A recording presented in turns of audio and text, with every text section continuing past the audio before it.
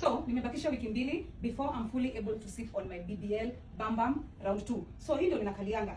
First of all, unanunua plastic seat. Yes, hiyo ndio muhimu. Alafu unanunua BBL pillow inakaa hivi. BBL pillow, kitu ya tatu unanunua ni hii cushion. Inakaa hivi for your back support. Alafu hiyo ndio the arrangement, the setup. Alafu kukaa ni hivi.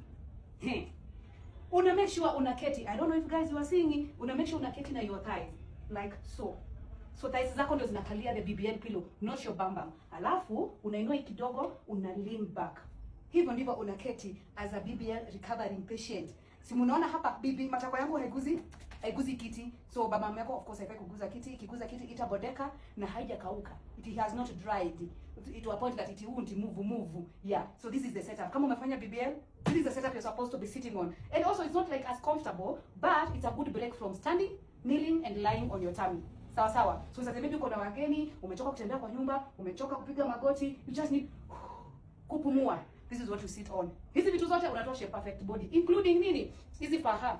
Hii ni faha ya mikono, hii ni faha ya mwili yote. Hapa kuna shimo ya kususu. Unaona hapa kuna shimo ya kususu. Ndio maana yake nimevaa kamunyaso. Alafu hii ni faha ya full body kwa sababu nilifanya nini? BBL. Lazima hii ndio faha ina shape, the shape of the matanye. So usiangalie kwenye kinyasa inakaa nyuma, bado mafuru pembe ziko hapo bahali yake. Hamwezi elewa, wakuelewa taelewa, wakutoelewa hata elewa, hata explain aje. Alafu hii ni waist trainer, bado from shape perfect body. Yes.